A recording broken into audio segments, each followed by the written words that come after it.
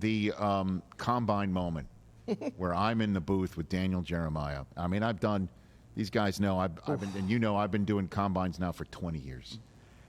Never thought fans in the stands would happen, and never thought that there would be a moment where a player like Worthy would show up, an athlete, a competitor, would show up and do what he did.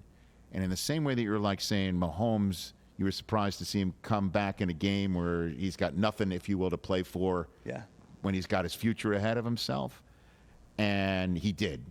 Worthy coming close to breaking the 40 in his first run. I thought he wouldn't run again. I was the only one. Everybody else was like, he's going to run. He's a competitor, whatever. I don't know if it's because of fans in the stands or he just wanted to break it. But him going out and running again and breaking it is, and the fans going nuts, truly one of my favorite. I'm like getting goosebumps even thinking about it. My greatest moments as a broadcaster in the 22 seasons I've done with NFL Network. Were you in the building? Yeah, I mean, that was special. It's one of those things, you know, when you go to Indianapolis, you know, obviously your scouting staff is there and your coaching staff is there. And depending on where they are when particular position groups are running, sometimes they're scattered throughout the building.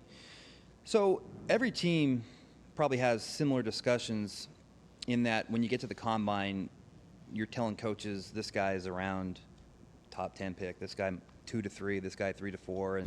And I remember talking to our coaching staff about Worthy, and they had done some tape work because we bring the guys in for the formal interviews, and a lot of times we have the film, the college film on the board. So they have done some film work, and obviously when you watch some of his film, his collegiate film, you get excited.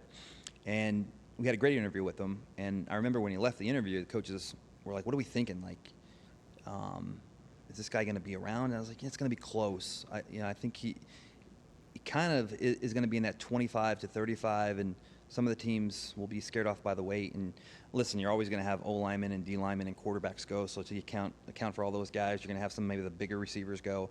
I said it's going to be close, and then he ran that 4.21, and I remember texting like, you know, Coach Reed, Nags, Coach Blymeyer. Well, take him off the board. He won't be there at, you know. And I don't think he would have been if it weren't for 6 of the first 12 quarterbacks going. Maybe? Well, yeah, but again, we moved up to get him. Got it. So I'm pretty sure that. In fact, I know this because I talked to some GMs over training camp. Kind of let me know that they were trying to get up to get Worthy too. So wouldn't have had him at 32. I mean, you know, would he have gone at 31 or 30? I don't know, but I'm pretty confident he would have been at 32. But yeah, after that 4.21, I mean, those guys typically, guys that are late one, usually go mid ones after a time like that. And but again, listen, there were a lot of great players that were taken, and a lot of these young guys.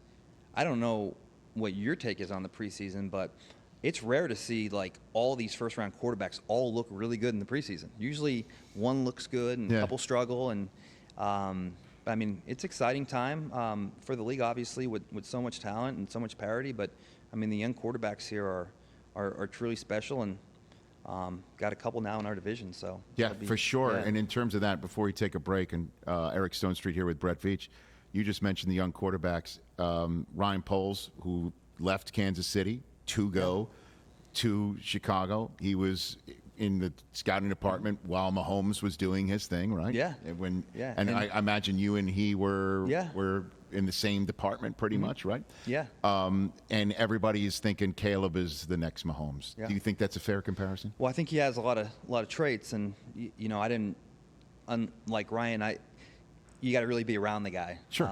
But physically, I mean, sure. I mean, just watching tape. Just watching tape, yeah. I mean, he's got ad-lib ability. He's got a great arm. He's got great instincts. And, you know, Ryan's done a really good job of giving him some offensive weapons to work with. And, yeah, I mean, I think those Chicago Bear fans should be really excited. And I think they have a deep roster, too. So it should be a lot of fun. That division is going to be – I mean, all these divisions are great. But, I mean, that's, you know, with the way Detroit played last year and now Chicago getting in the mix, it's going to be a lot of fun to watch. I know it's not your table, but you know, obviously you're a guy who scouted Mahomes, and Ryan was around too, and it's amazing how he's got a guy that everybody's talking about is the next Mahomes with all these plays and his playmaking ability. Catch the Rich Eisen Show every single day on the Roku channel, 12 to 3 Eastern, for free.